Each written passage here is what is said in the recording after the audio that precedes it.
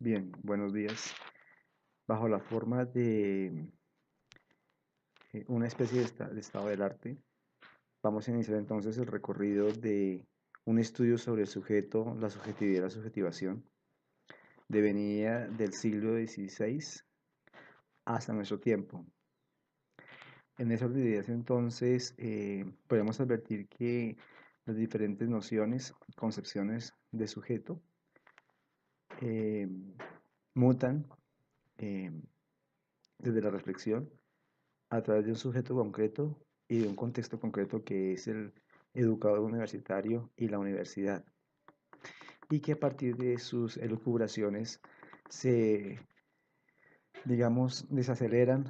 y aceleran una serie de prácticas discursivas eh, que van poco a poco configurando lo que para nosotros hoy día se convierte en el epicentro de esta nueva categoría desde Descartes, a partir del mundo de la filosofía, que luego pasa, digamos, a ser hablado, discutido por el mundo de la sociología, la psicología, la economía, la pedagogía, europeas, norteamericanas y latinoamericanas,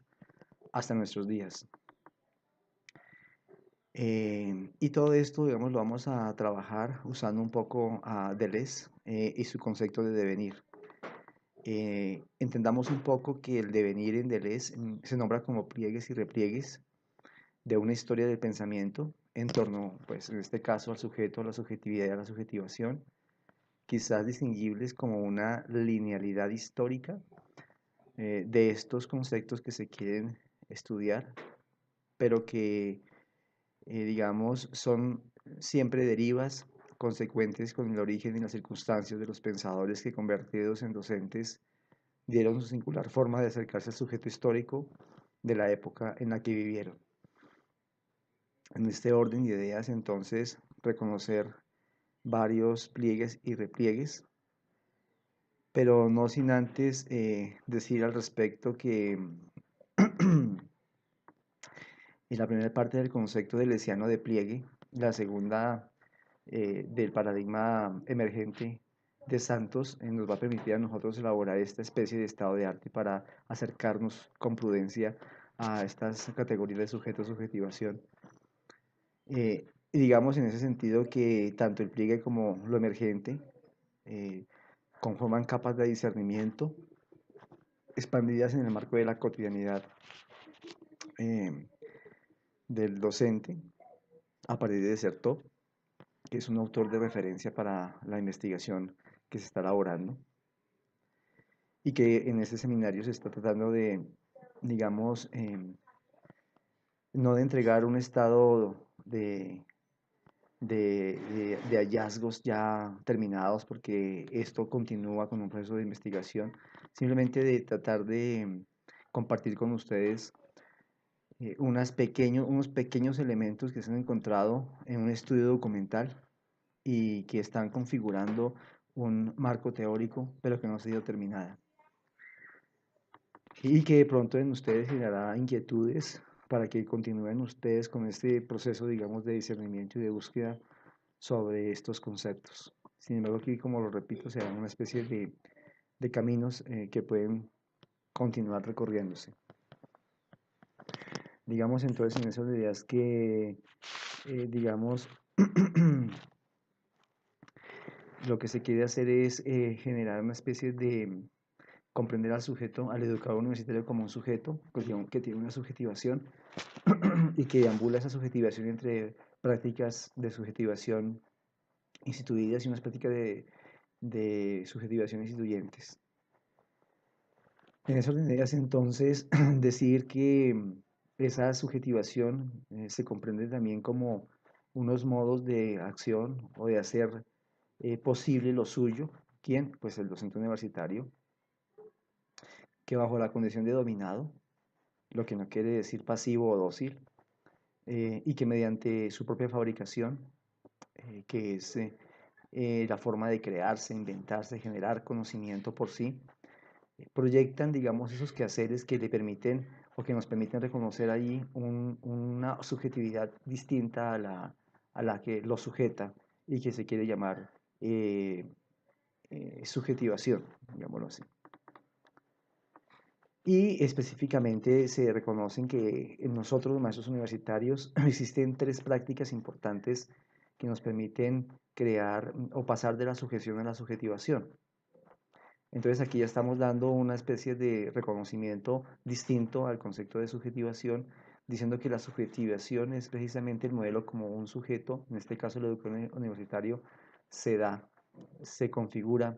a sí mismo, y que son las prácticas de investigación, las prácticas docentes y las prácticas de extensión, entre otras, por supuesto, que logra metamorfosear para poder hacer posible su propia autoridad, para transformarse y transformar de acuerdo a sus propios intereses y a sus propias reglas, como lo dice Michel de Certeau. Digamos en ese sentido que la historia y las maneras de hacer del docente universitario en este contexto parte de la concepción moderna de sujeto cartesiano del siglo XVI europeo y que en aquel momento se visualiza como catedrático vía colonia, gracias, hacia los siglos XVII y XVIII como copia de formas de hacer del catedrático universitario de Salamanca y Alcalá de Henares o modelo español jesuítico, transmutando sus haceres hasta nuestros días, hasta el siglo XXI, quizás aún bajo la forma de colonialidad universitaria europea y norteamericana, pero indudablemente reacomodada a una visión latinoamericana. La primera se abre como interrogante para poder reconocer desde dónde estamos configurando esto que estamos diciendo, y es que es el pliegue deleuziano. Y podemos, digamos, incorporar la siguiente respuesta. Es una forma alargada, usando una metáfora, ¿cierto? Y para que ustedes como y yo no la imaginemos, de comprensión entre las dimensiones, de lo exterior y de lo interior. Y digamos que esa forma alargada en esos dos extremos generan entendimiento, unidos por el cierre curvo que rompe con la linealidad de los mismos, porque se comunican el hombre y la realidad y el hombre. Un pliegue es una comprensión de cierre curvo entre el hombre y la realidad, que genera además otros repliegues u otras curvas de penetración de ambos extremos, tanto del hombre como de la realidad, que se suavizan en la curvatura porque se encajan en otras formas de conocimiento espontáneas y teóricas también que permiten la realización de la condición humana y por lo tanto el devenir, el movimiento en el espacio y el tiempo del pensamiento y del lenguaje humanos. Y la segunda categoría que nos provoca este seminario es reconocer la categoría de lo emergente desde Boaventura de Sousa,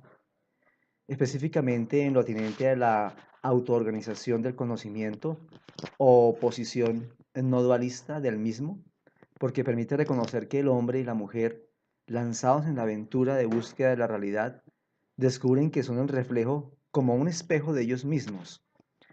Es una forma de conocimiento que supera la posición objeto-sujeto, colectivo-individual, teoría-opinión,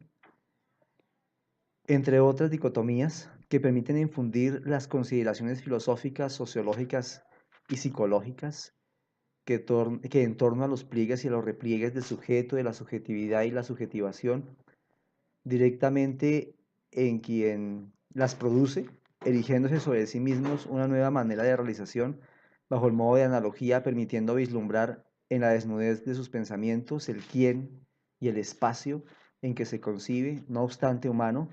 posicionándose un saber y un poder del sí mismo, la de quien se ve en lo que ve, y desde ahí resultan las configuraciones, las analogías que sobre nosotros y sobre todo imaginamos. De Sousa lo afirma. Y en este caso, pues precisamente de quien es afirmado por la sociedad como catedrático, como docente o como educador universitario.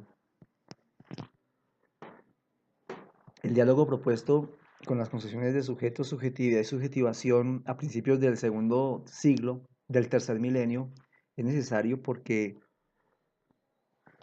el pliegue coexistente entre el desvelamiento y el velamiento del ser, de presencia y de la retirada del ente, lo afirma Deleuze, a cambio de las posturas que sobre el hombre hoy se organizan como pensamiento de él mismo, acompañados por los modos de renovación de la realidad o modos de subjetivación respecto a al segundo milenio y sus siglos, lo repito, 16, 17, 18, 19 y 20. Podemos advertir acá también que la realidad se debe exponer como, en este caso, maneras de hacer o prácticas a través de las cuales los usuarios se apropian del espacio organizado por los técnicos de la producción sociocultural de Certeau.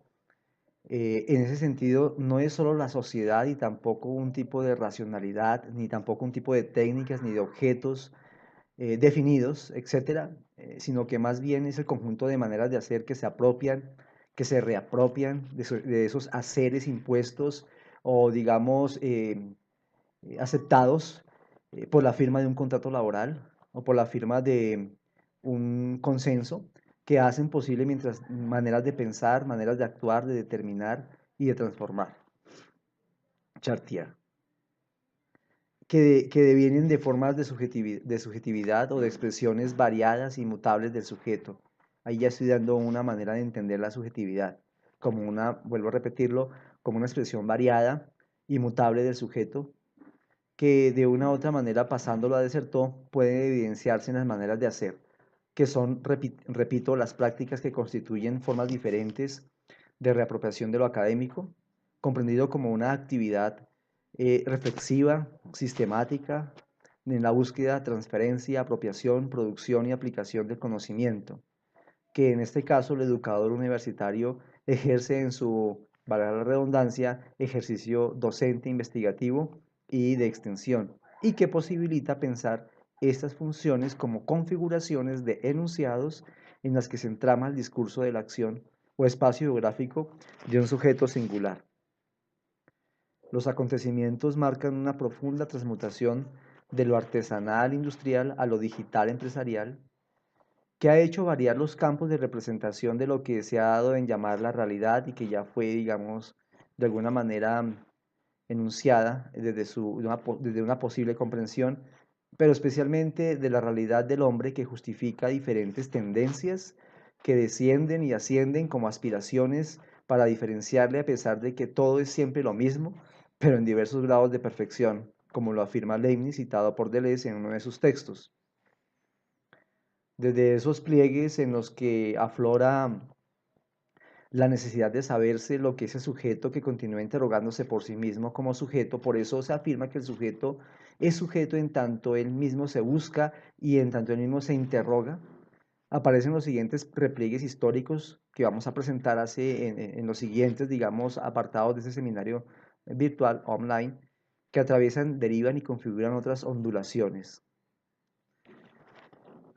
Sin embargo, es menester incluir dos, digamos, indicios o señales de esos pliegues y repliegues que vamos a desarrollar.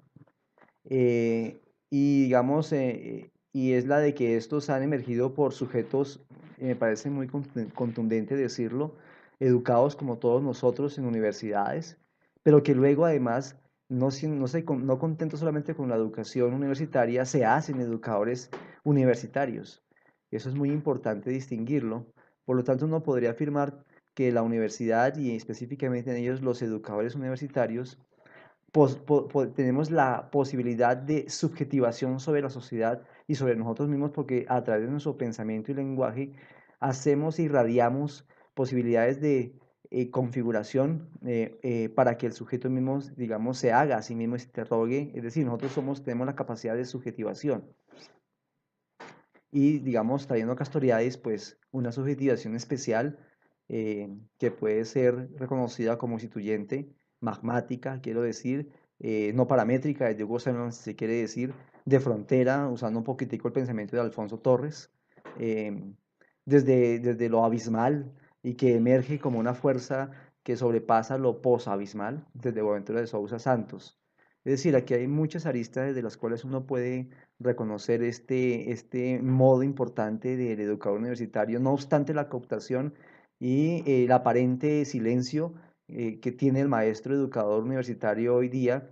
que en apariencia la sociedad no lo ve metido, digamos, en los movimientos sociales, en los movimientos políticos, en los movimientos de resistencia, pero que realmente sí están presentes, sino que su presencia se desarrolla, discurre y deviene de maneras distintas, digamos,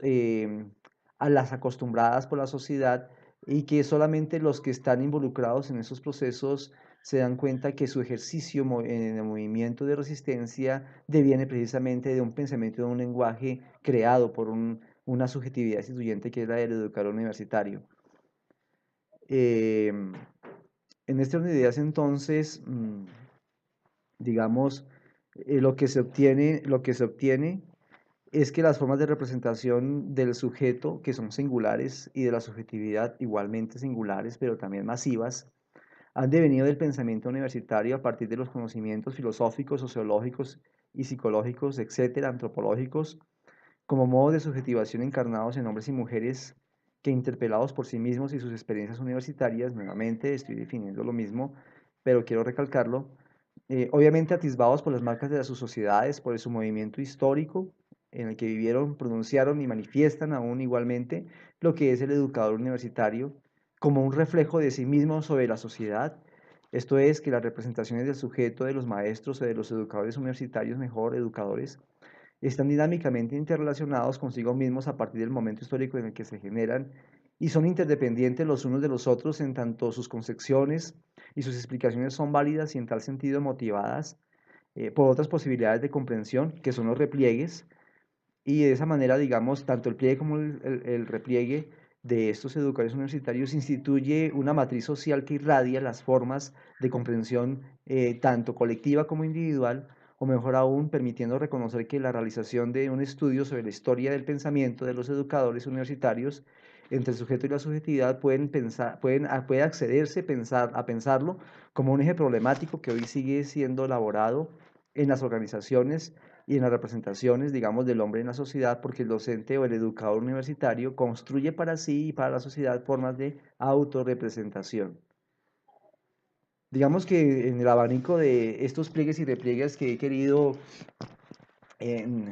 presentarles a ustedes, y en ese pliegue y repliegue entre el hombre y la realidad, y considerando, digamos, a la realidad como las maneras de hacer de un sujeto concreto, con un proceso de subjetivación especial que es el educador universitario, se nombra desde Descartes hasta nuestros días las matrices de pensamiento universitario de quienes fueron estudiantes y docentes de la universidad a partir del siglo XVII en Europa, y que en el devenir histórico llegan a América Latina contemporánea como unos repliegues ajustados indistintamente por los educadores universitarios a la universidad latinoamericana, y que es la universidad, la institución, al igual que la investigación de la categoría sujeto, la que y quien da la entrada a la modernidad liberal y su correspondiente desenvolvimiento en modos distintos de concebirse como sujetos contemporáneos, ya no distanciados por las geografías cognitivas, sino conectados en la instantaneidad de la comunicación, de la producción investigativa, y en ese sentido se reconoce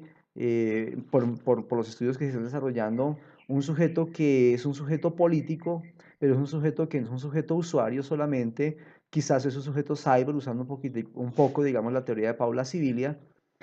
o es un sujeto simbionte, usando a otro autor. En ese sentido es un sujeto que tiene la capacidad de mutar, ¿cierto? Pero en donde lo que muta no es, digamos, para poder responder a, digamos, los intereses o las acomodaciones instantáneas y de consumo que se instalan en la contemporaneidad, sino que más bien es para hacer posible un modo de subjetivación en torno a esas modas que la sociedad construye para poder declararlas transformadas, para poder declararlas, digamos, en su condición misma de humanización desde un punto de vista crítico, es decir, que muta y que de una u otra manera reconoce la estructura interna de lo que acontece ante la sociedad para que no pasen inadvertidas.